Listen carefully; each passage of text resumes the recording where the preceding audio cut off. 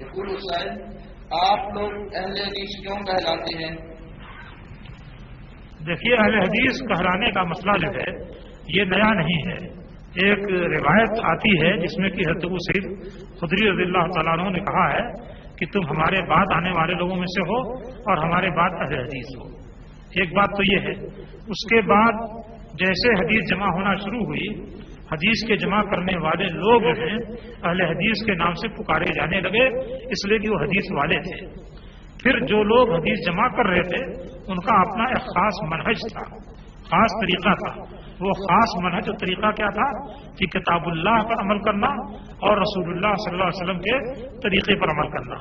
لہذا جو لوگ اس منہج اور اس طریقے پر چلے اور وہ عوام جنہوں نے اس منہج اور اس طریقے کی پیروی کی، وہ سب کے سب اہل الحدیث کہلائے.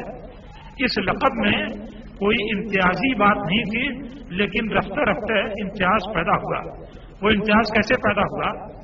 اس کی شکل یہ ہوئی کہ حضرت علی کے زمانے میں جب شیعہ وجود میں آئے اور خارجی وجود میں آئے تو ایک گروپ شیعہ ہو گیا، دوسرا گروپ خارجی ہو گیا.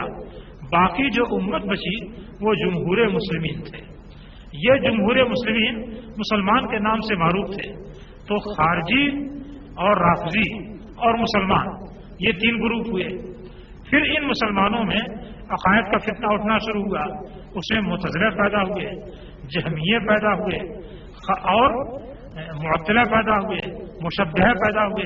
مختلف قسم کے عقائد کے فتنے اٹھے اور ہر فتنے کو لے کر کے اٹھنے والا ایک خاص نام سے موسوم ہوا. اس طریقے سے مسلمان جو جمہور مسلمان تھے ان کی جمہوریت ختم ہو گئی. جمہوریت وہ پاکستانی جمہوریت کے معنی میں نہیں، یعنی ان کا عموم جو تھا وہ ختم ہو گیا. اب وہ مختلف فرقوں میں تقسیم ہو گئے اور الگ الگ ہو گئے. لہذا جو مسلمان اس راستے پر باقی بچے جو راستہ کی حضرت علی کے زمانے میں خارجیوں اور رافضیوں کو چھوڑ کر کے تھا، اب ان مسلمانوں کو ان نئے فرقوں کے مقابلے میں اہل السنہ والجماعت کہا جانے لگا. پھر اس اہل السنہ والجماعت میں کیا ہوا؟ تفرقہ مچا اور 4 امام کے پیروکار 4 ناموں سے مشہور ہو گئے. اس اہل السنہ والجماعت میں 4 اماموں کے پیروکار 4 ناموں سے مشہور ہو گئے اور ہر ایک نے اپنا اپنا راستہ اختیار کیا اور الگ طریقہ اختیار کیا. تو اب وہ لوگ جو 4 اماموں میں سے کسی کے مقلد نہیں تھے ان کو کیا لقب دیا جائے؟ کیونکہ اہل السنہ تو ان سب پر بولا جا رہا تھا. تو اب ظاہر بات ہے کہ ان کا منہج وہی تھا جو محدثین کا تھا، اس لیے ان کو اہل الحدیث کے نام سے باقی 4 لوگوں سے الگ اور ممتاز کیا گیا.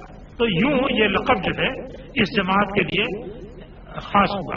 اس میں اس جماعت کے اپنی کوشش کا یا اپنی محنت کا کوئی دخل نہیں ہے. یہ خود بخود ممتاز ہو کر کے اس لقب سے مشہور و معروف ہو گئے.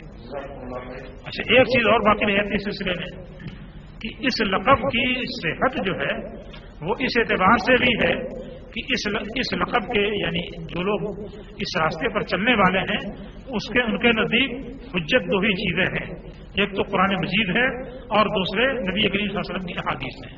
قرآن مجید کو بھی اللہ تعالیٰ نے حدیث کے لفظ سے تعبیر کیا ہے. اللہ نزل احسن الحدیث، اللہ تعالیٰ نے احسن حدیث نازل کی ہے یعنی قرآن مجید کو، اور فرمایا کہ فبأي حدیث بعدہ یؤمنون، اس قرآن کے بعد کس حدیث پر تم ایمان لاؤ گے؟ تو قرآن کو بھی حدیث کہا گیا اللہ تعالیٰ کی طرف سے.